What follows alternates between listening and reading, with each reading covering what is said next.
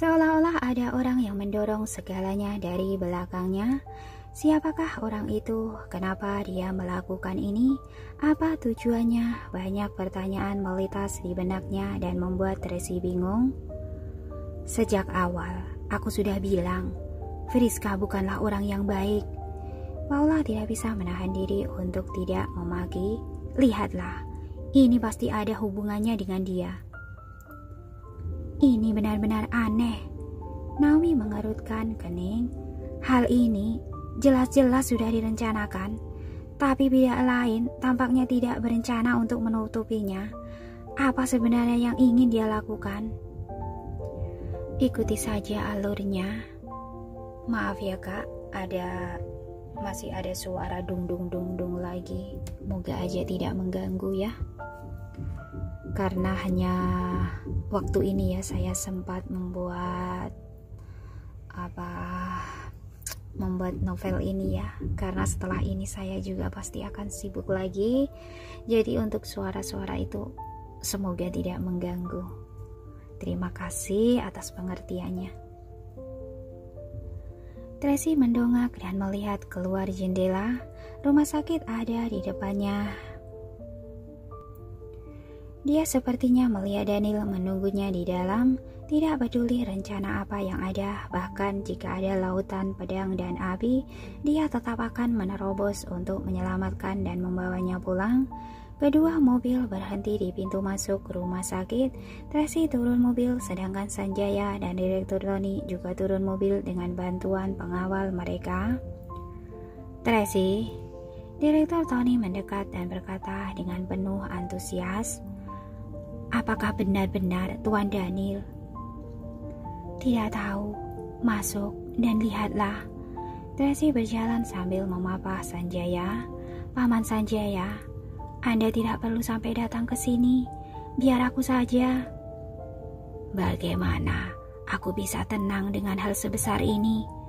Sanjaya sangat antusias. Tracy, aku selalu merasa ada yang tidak beres dengan masalah ini. Jadi berhati-hatilah sangat masuk. Tracy mengangguk. Aku pergi melihatnya dulu. Kalian pelan-pelan saja. Tunggu sebentar. Aku meminta Thomas untuk membawa orang ke sini. Sanjaya khawatir jika sesuatu terjadi, mereka masih bisa melindungimu. Aku akan baik-baik saja. Kalian tunggu Thomas di sini. Lalu masuk bersamanya. Aku masuk dulu. Tracy tidak bisa menunggu sedetik pun dan bergegas masuk ke rumah sakit. Sanjaya menatap punggungnya dan merasa sedikit tidak tenang. Direktur Tony relatif tenang tapi malah mengingatkan, pada siang bolong ini semua mata orang terbuka lebar. Tidak akan terjadi sesuatu. Sedangkan kita, apapun yang terjadi, kita harus mempercayai Tracy seperti sebelumnya. Direktur Tony, apa Anda ragu? Sanjaya merasa ada sesuatu dalam perkataan Direktur Tony. Aku merasa masalah ini sangat rumit. Direktur Tony mengerutkan kening. Pihak lain seharusnya sengaja membuat Tracy datang, dan mungkin akan ada badai yang lebih besar menunggunya. Tidak peduli apapun, aku mempercayainya, dan aku harap kamu juga. Tentu saja, Sanjaya menjawab dengan sangat tegas. Sekarang dia adalah kepala keluarga Wellens. Jika aku tidak mempercayai padanya, lalu aku harus percaya pada siapa? Setelah mendengar perkataan Sanjaya, Direktur Tony menghela nafas lega, lalu berbalik untuk melihat arah jalan dan menunggu Thomas. Pada saat ini mereka tampaknya seperti ingin menghadapi perang yang akan datang dan semua orang menjadi tegang dan bersiap untuk perang. Tracy terus mengingatkan dirinya sendiri berulang kali dalam hatinya bahwa dia harus tenang dan tidak goyah. Dia tidak boleh tampak bingung dan membiarkan orang memanfaatkannya. Tapi saat dia masuk ke rumah sakit, dia tidak tahan dan mulai mempercepat langkah kakinya. Dia ingin segera melihat orang itu dan ingin tahu sebenarnya apakah dia adalah Daniel.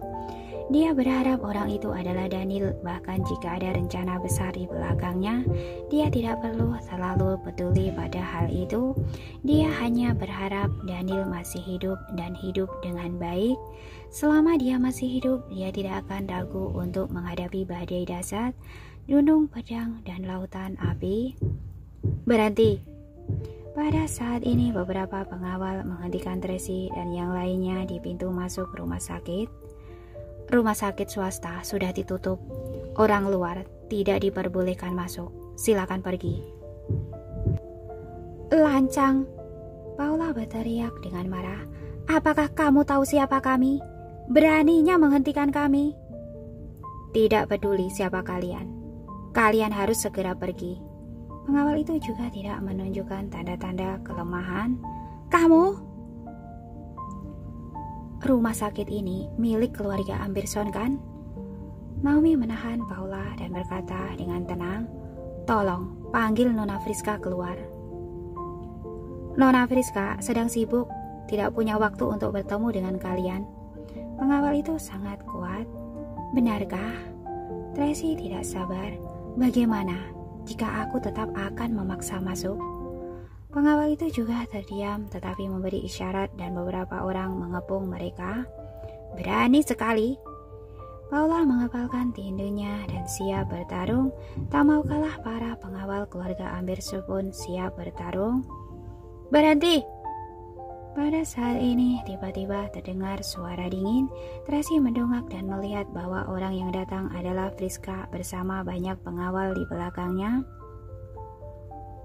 Lihatlah dengan jelas, ini Nona Tracy, presiden grup Skywheel saat ini.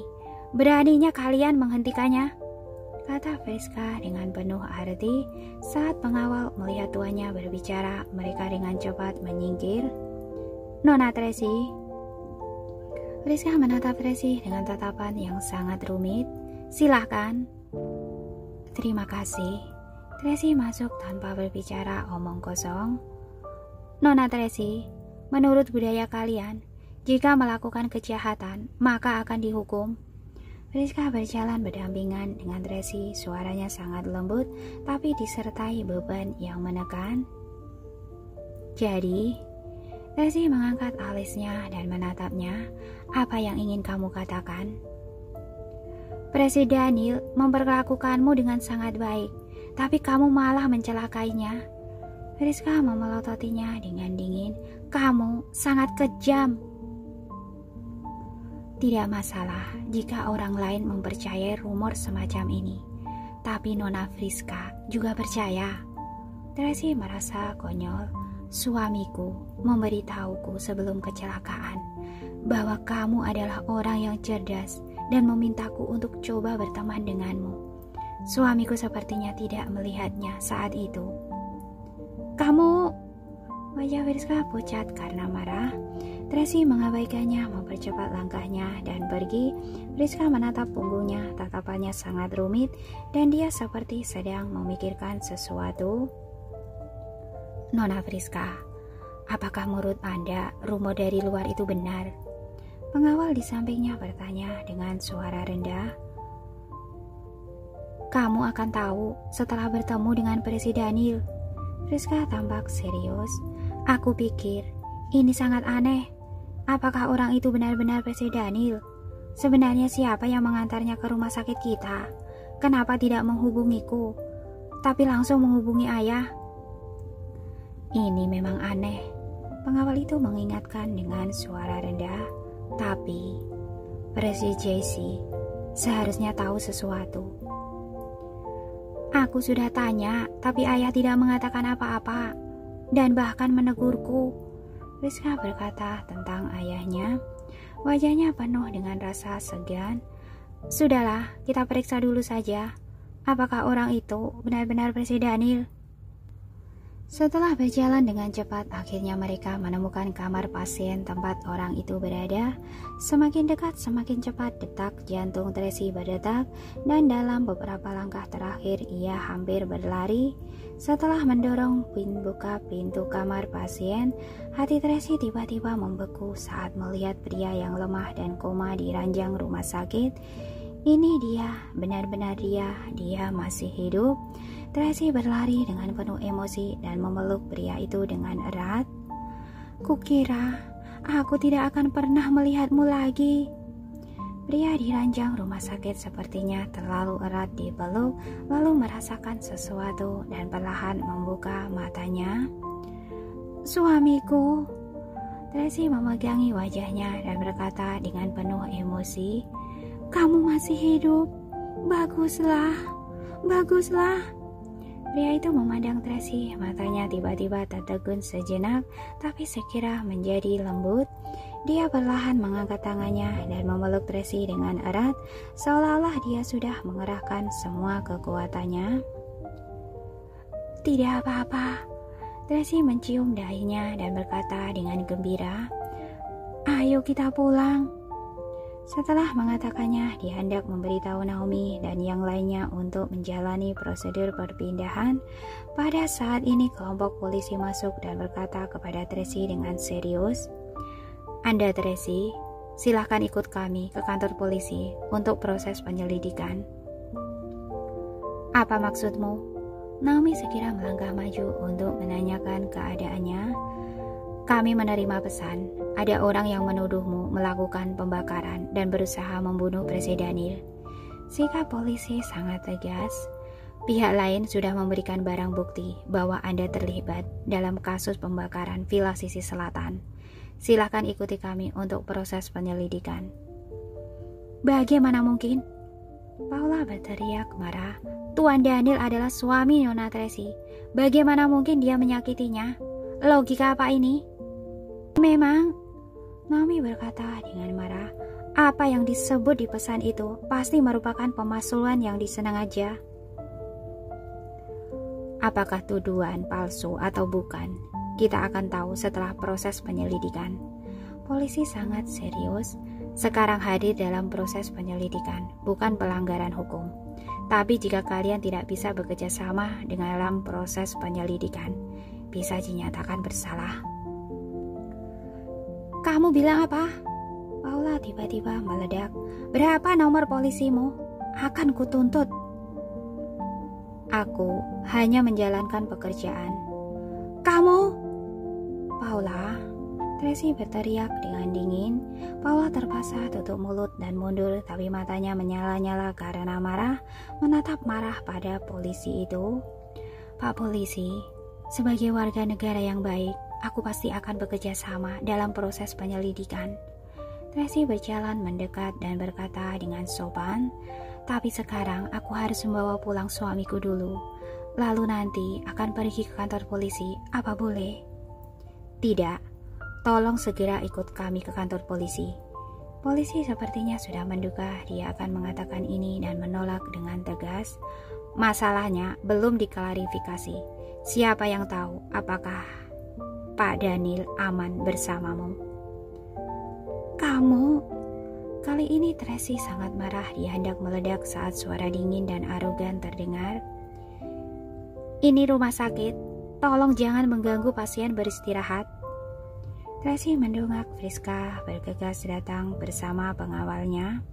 Nona Tracy, menurutku kamu lebih baik ikuti proses penyelidikan dulu. Jangan mengganggu pasien lain di sini. Begitu dia selesai berbicara, dia terpana saat melihat Daniel di ranjang rumah sakit dan kemudian berteriak dengan penuh emosi. Presiden Daniel, benar-benar kamu? Tanpa memedulikan pandangan orang lain, dia bergegas dan memeluk Daniel. Halo, kamu? Paula hendak memaki saat Daniel di ranjang rumah sakit perlahan mengulurkan tangannya, mendorong menjauh dan berkata dengan pelemah pada polisi. Pak polisi, menurutku kalian salah paham. Tracy adalah istriku dan dia tidak akan menyakitiku. Tracy memandang Daniel dengan penuh emosi. Suara ini, nada suara ini benar-benar Daniel. Ditambah lagi dia sedang melindunginya. Dia benar-benar suaminya. Daniel tidak salah lagi. Presiden Daniel, tahukah Anda siapa yang menyalakan api? Polisi segera bertanya. Tidak tahu. Daniel sedikit lemah dan berkata dengan lemah tapi nadanya sangat tegas, "Intinya, bukan istriku." Setelah dia selesai bicara, dia juga menarik tangan Tracy. Tracy sangat tersentuh, tidak peduli berapa banyak orang yang meragukannya. Selama Daniel percaya padanya, itu sudah cukup. Melihat adegan ini, wajah Friska berubah menjadi muram, tapi dia tetap berdiri dan berkata, "Pak polisi, ini rumah sakit. Biarkan pasien istirahat dulu.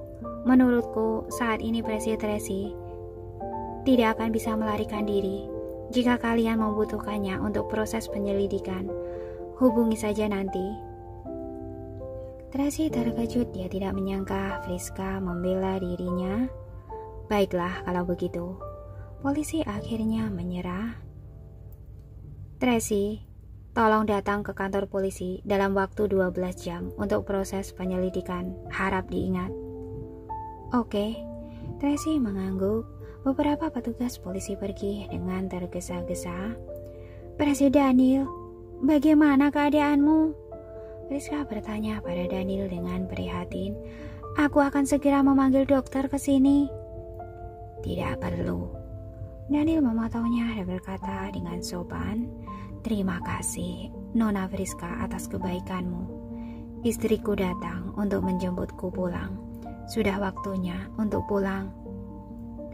Mendengar kalimat ini, wajah Friska membeku dan dia tiba-tiba merasa seperti badut yang percaya diri. Berdiri di sini, semuanya adalah lelucon, sedangkan Tracy dia otomatis tersentuh dan lega. Kekhawatiran dan kecurigaan yang ada di hatinya telah lenyap pada saat ini. Naomi dan Paula juga sangat senang. Sebelumnya mereka benar-benar terlalu banyak berpikir. "Istriku, ayo kita pulang." Daniel memegang tangan Tracy dengan erat, penuh dengan kepercayaan dan rasa mengandalkan. "Iya, pulang."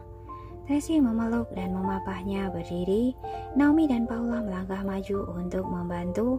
Pada saat ini, Sanjaya dan Direktur Tony datang dan tergesa-gesa di bawah pengawalan Thomas dan yang lainnya, dan mereka sangat antusias saat melihat Daniel, terutama Sanjaya yang meneteskan air mata dan berulang kali berkata, "Syukurlah, Tuhan memberkatimu, Tuan Daniel, akhirnya kembali." "Sudah, kita pulang saja dulu." Tracy tidak ingin tinggal di sini terlalu lama, khawatir keadaan akan berubah. Thomas memapah Daniel untuk duduk di kursi roda dan sekelompok orang membantunya pergi meninggalkan rumah sakit.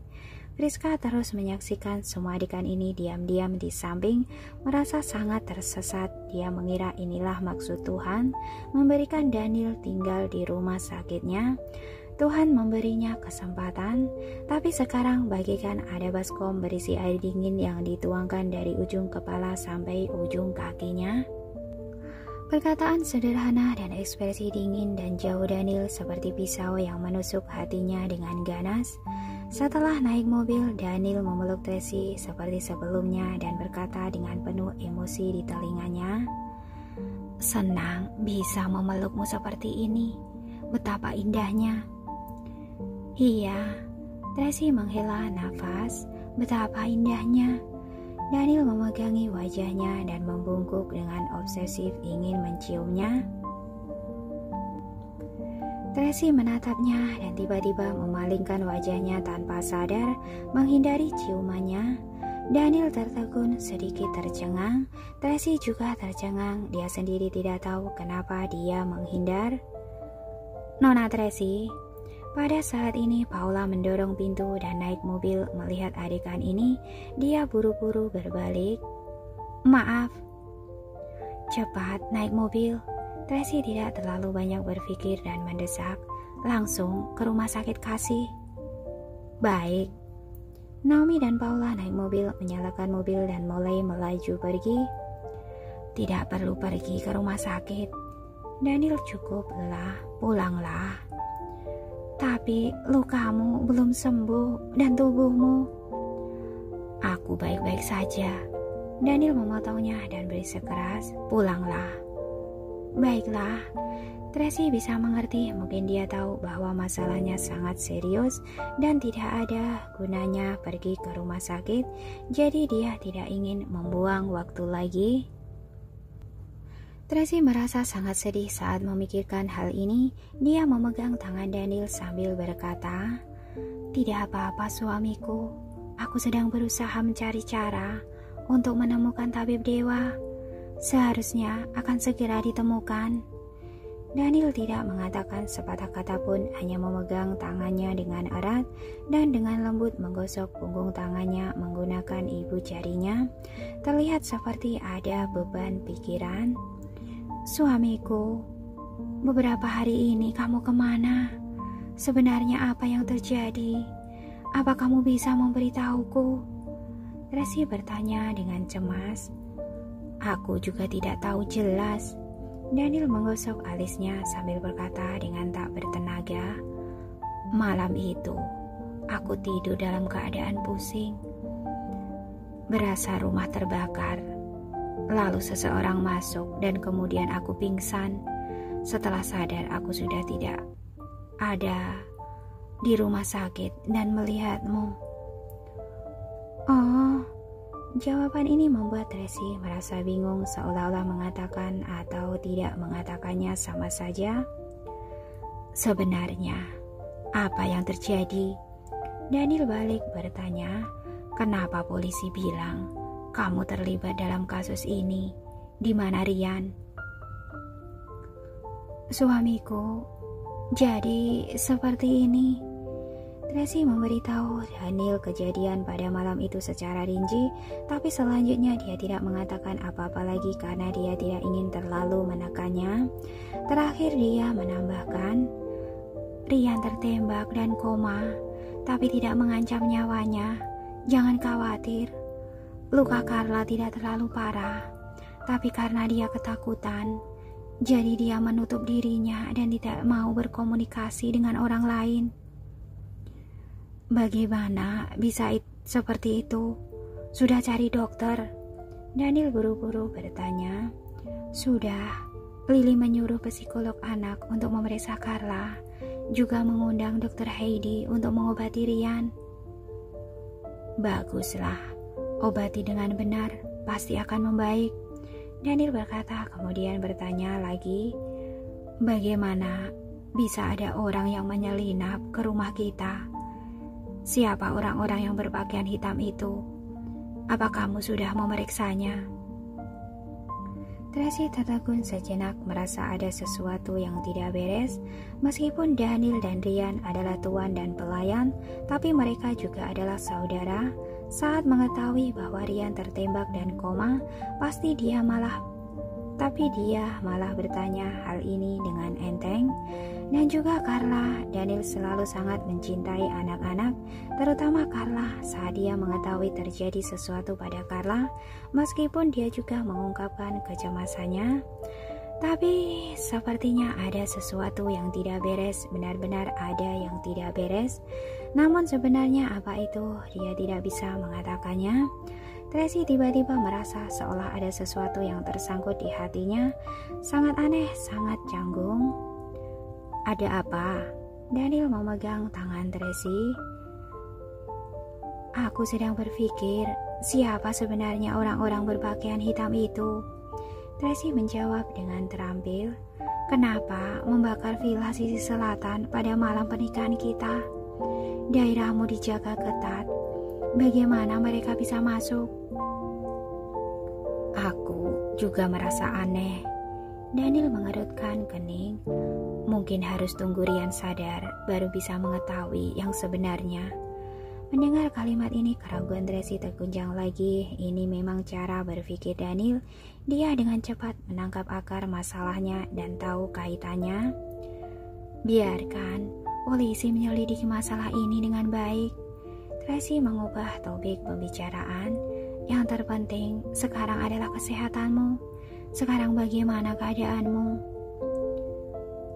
"Hanya cedera kulit ringan, bukan masalah besar," Daniel berkata, kemudian menambahkan, "Mengenai penyakit lamaku, tidak bisa disembuhkan dalam waktu cepat, Sekarang masih bisa hidup saja, sudah bagus. Tidak ada yang salah dengan kalimat ini. Sebenarnya masalah penyakit Daniel hanya keluarganya sendiri yang tahu, sedangkan orang luar tidak tahu. Reaksinya normal dan alami. Tracy tiba-tiba merasa dia terlalu mencurigainya. Mungkin dia percaya Ryan dan Carla bisa disembuhkan, jadi dia tidak banyak bicara, atau kondisi fisiknya yang membuat reaksinya agak lambat. Dia yang terlalu banyak berpikir.